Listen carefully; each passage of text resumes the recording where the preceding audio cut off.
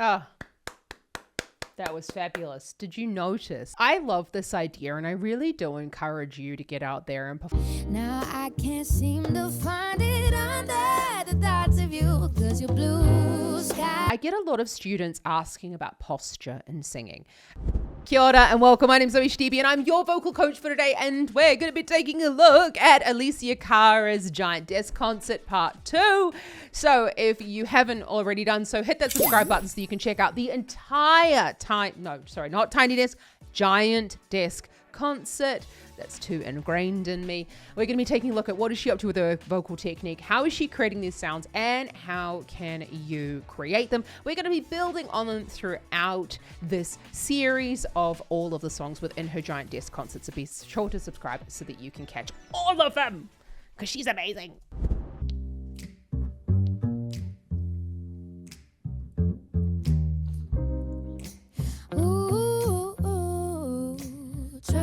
Trouble.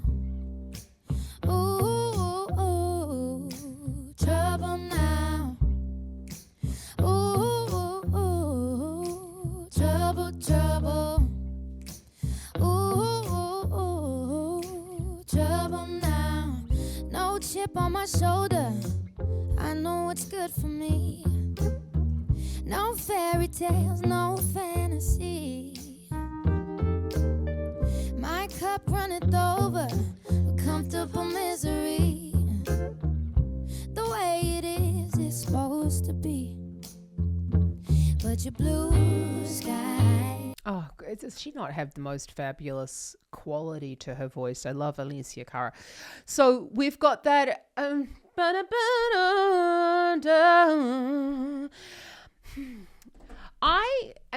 I would probably call this mixed voice. I'm always a little bit hesitant to call anything kind of a mixed voice, because really, what the fuck is mixed voice? It is essentially a thicker vocal fold taken further up in the range, or a mixture between the idea of the thin vocal fold in the head voice or the thicker vocal fold of the chest voice. And we're sort of like meeting the vocal fold somewhere in the middle. Oh, trouble. Now, obviously, in my voice, I don't have the same effects going on that Alessia does. We'll talk about like how she's creating those. But let's just go back on that, because sometimes with these first listenings, it's a little bit tricky for me to kind of like really hone in on what's going on. Ooh, trouble. Ooh, trouble now. No chip on my shoulder. I know what's good for me. No fairy tales, no fantasy. My cup runneth over with comfortable misery. The way it is, it's supposed to be. But your blue skies and your brown eyes. Oh gosh, she just uses such a beautiful mixture of breath and non-breath, and this sort of like playing with the vocal fold closure. And it's a beautiful masterclass in ultimately what we want to work towards, especially in this style of music. It's like almost jazzy R&B. Blue skies, brown eyes. So we've got that increase in the breath flow there. She's really going between thicker vocal folds and a falsetto. Falsetto is actually when the originoids rock back. So the originoids open and close the vocal folds. They're little cartilages. Thank you, brain. It's very slow today. They're little cartilages at the back that open and close the vocal folds. And when they rock back, they make the vocal folds go stiff. And there's blue eyes, brown, or blue skies, brown eyes. So she's keeping that falsetto sound through there, but then eyes, and allowing then that change to go through to the thicker vocal folds. Let's just watch that again. Shoulder, I know what's good for me. No fairy tales, no fantasy. My cup runneth over with comfortable misery. The way it is, it's supposed to be. And I genuinely think that she's singing very, very quietly in this moment, because in order to go in and out of that much breath and not to have quite a considerable click in the sound with that plane change between falsetto and closed vocal folds, and this microphone in particular is very, very It's great for these close-up live performances. And why the fuck do I know that? Because I've actually researched buying one myself, but they are horrifically expensive. So these ones are really great. They're also used for instrumental microphones as well. So she's very, very close to that microphone. She's telling me that she's singing relatively quietly, which is allowing that change between the breath and the vocal fold closure. The way it is, it's supposed to be. But your blue skies and your brown eyes are ruining all of my plans. I'm a closed door, but when I hold your hands, all of me comes spilling out. I'm in trouble now. Ooh, trouble, trouble. Ooh, trouble now. Ooh, trouble. Did you hear? Ooh, changing into that breathy sound. Now, we ultimately want to be able to go in and out according to what's going on with the emotions of the sound. Because if we think about when someone is speaking to us, if they're speaking with lots of breath, it's going to be bringing up certain connotations of the emotions that we're hearing, even if we don't understand what they're saying. So, ooh, gives us that like, I think we had this funny commercial in New Zealand for like Makona instant coffee, and it always makes me think of like the Makona hat mehr. It's like that sensual kind of sound that we're getting into. I don't know why fucking coffee commercials come to mind. Imagine being in my brain. Everything comes to a song or a commercial. Fuck, it's like Disneyland up there. Ooh, trouble, trouble. Ooh, trouble now. Ooh, trouble, trouble. Ooh, trouble now. Maintain my composure is all that I ever do. Now I can't seem to find it under the thoughts of you, 'cause your blue skies and your brown. Okay. I was thinking to myself, like, okay, I get a lot of students asking about posture in singing. And you can see Alessia's kind of a little bit, I don't want to say sagging in the chair, but her shoulders are a little bit forward and she's sitting in the stool. We're going to watch that again. And I want you to notice the way that her energy changes and she sits up more straighter. We'll come back to that one. When she is going into a more energetic or higher vocal. So let's just go back on that. Maintain my composure is all that I ever do. Now I can't seem to find it under the thoughts of you, 'cause your blue skies and your brown eyes. Do you notice the way? Thoughts of you. That's not what she just sang anyway. Just made that up. So did you notice she sat up a little bit taller? Now we need to do that in order to allow the pressurization of the thoracic chamber. So basically we're creating more pressure here underneath the vocal folds when we're going into a louder vocalization. And that's also going to be helping her to use these stabilizing muscles here to support the sound. I say support really with quotation marks because support can mean a lot of different things, but stabilizing the sound as she's going higher. Let's just watch that again. Now I can't seem to find it under the thoughts of you, 'cause you're You said, oh no, the thoughts of you. Now, she doesn't necessarily need to do a hell of a lot because she has also been a professional singer for a long time. This is a well-oiled instrument. She also wrote the song. So don't use her posture as an example of how you can sit. I do have to chuckle a little bit sometimes because I do literally get that in the studio where people are like, And online, they're like, okay, but I saw Alessia Cara or, Mariah Carey, with their posture. And I'm like, yeah, but they have had a very long professional career and you are at the beginning of yours. So when you are learning to sing, we talk about optimal posture, which would be standing up tall. In order to find that, I get singers to put their hands over their head, let their shoulders drop down and drop the arms back down to your side. And that's going to give you a much better shoulder position for standing to sing. It's not about ripping our shoulders back or causing pain here within the thoracic cavity. I can't seem to find it under the thoughts of you, 'cause you're blue sky. I just have to stop there again because under the thoughts of you, that's adding in some of the twang, the narrowing of the area above the larynx in order to take those more mixy vocal folds without adding too much volume higher in the range. And your brown eyes are ruining all of my plans. I'm a closed door, but when I hold your hands, all becomes spilling out. I'm in trouble now. She's going like, this is very jazzy in comparison to some of the other stuff. I mean, maybe I need to listen to, obviously every artist grows and develops, and I really, really love that. It's very jazzy. Great.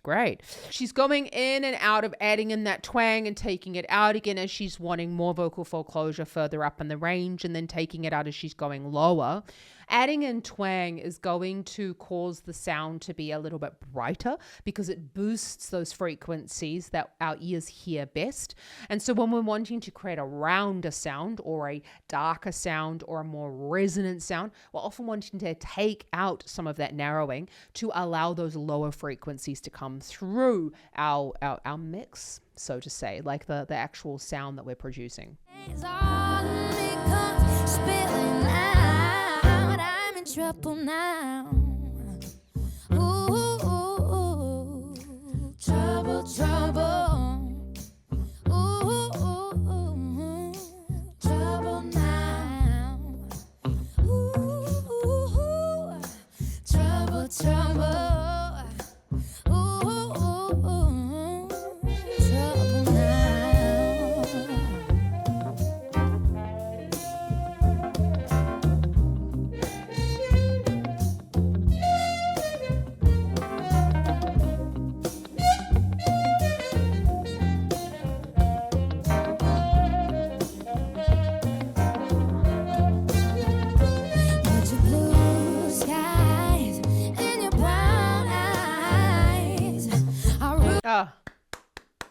That was fabulous. Did you notice that it suddenly became a little bit more echoey in there? And that's because the trumpet is a very loud instrument, and it was coming through all of the other microphones that were playing at the time. Now, you couldn't turn off all of the microphones at that point or bring down the sound that was being brought into them, because we needed them for the double bass, we needed them for the drums, we needed them for the background vocals at that moment. And so that's the reason why microphone placement, especially in live performances, is so important, and why it's important that Alessia has the microphone that she has. Winning all of my plans.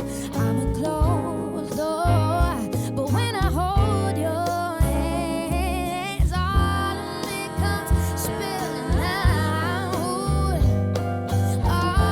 Okay, so you can hear this constriction in her sound. Now, I'm not Alessia's vocal coach, so I'm not going to make any comment on it. I actually don't know really how singers are creating some of these sounds, because we're never using one muscle at a time. Now, before anyone says like, oh, vocal coaches, she's so amazing, no one knows how she creates the sound. She is incredible. But honestly, I say that because I don't know, because I haven't got a camera down her nose, okay? But if I was teaching someone to create these sounds, we would want to be using a bit of constriction, which is basically squeezing the area above the vocal. Autumn, it comes creeping out. I'm in trouble now. So we've got and creating that cry. Not making fun of Alessia. This is just the way that I would coach someone to make this sound. When we are creating that little bit of that constriction above the vocal folds, we're wanting to manage how much tension is in there versus the vocal fold closure, because too much will close the vocal fold, well, basically like clamp them shut, and they're not going to make any sound. So it's about balancing the sound and that tightness above the vocal folds. But when I hold your hands, all of it comes spilling out. All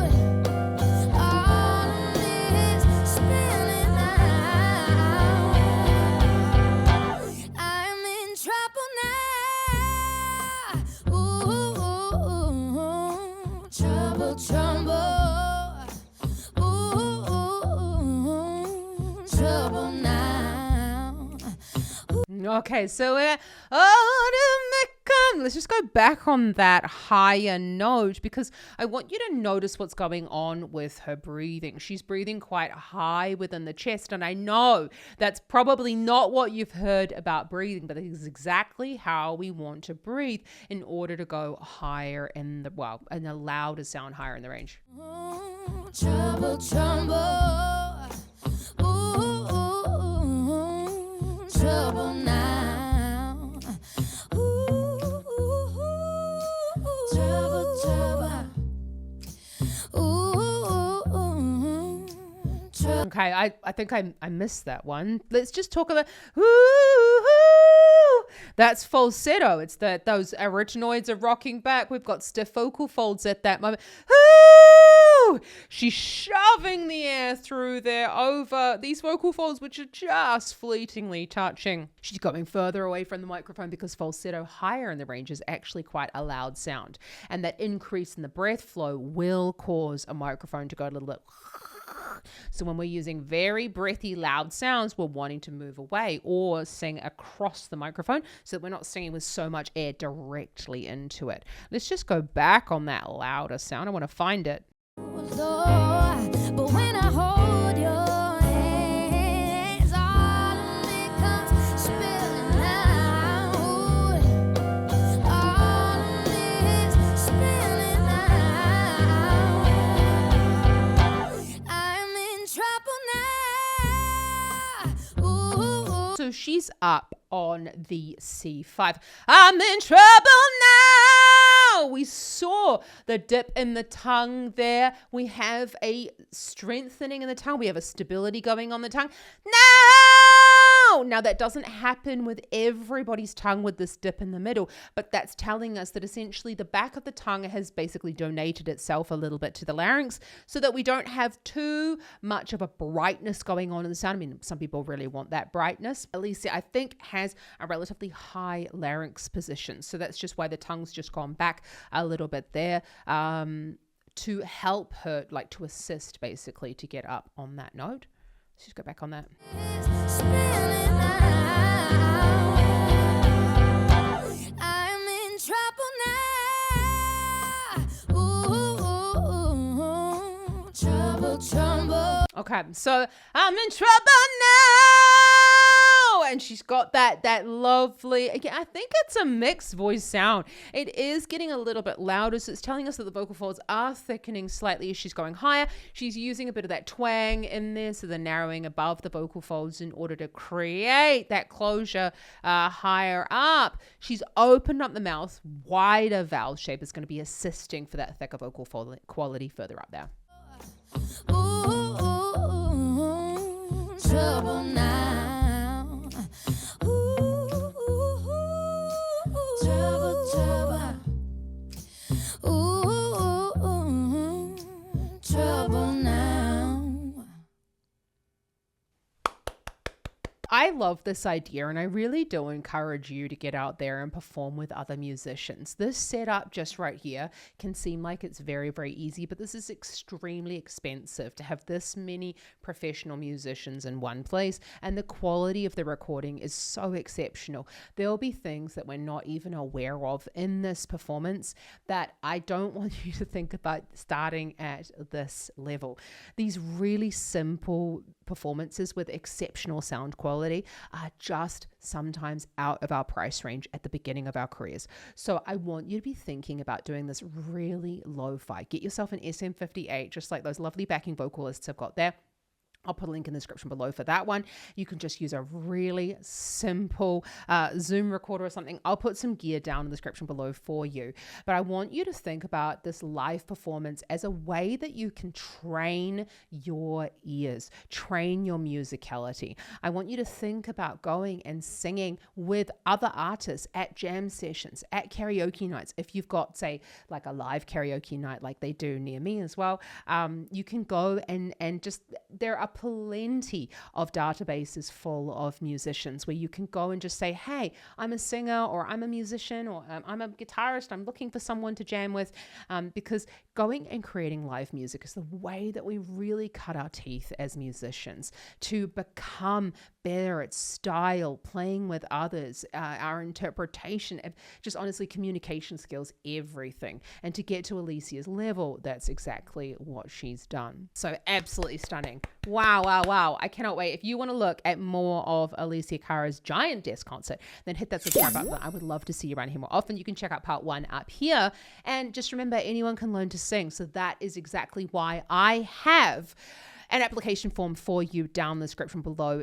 If you are really looking to improve your voice this year, you need one-to-one singing lessons. And that's exactly why I have created the Vocal Academy, so that you can quickly achieve those vocal goals to sing with more stability. And honestly, just sing better, but without all of the fluff. You know exactly what you need to practice, exactly how to practice it, and I'm going to hold your hand through the whole thing. So I'll see you there down in the description below. Have an awesome rest of your day. Happy singing. Ka kite anō.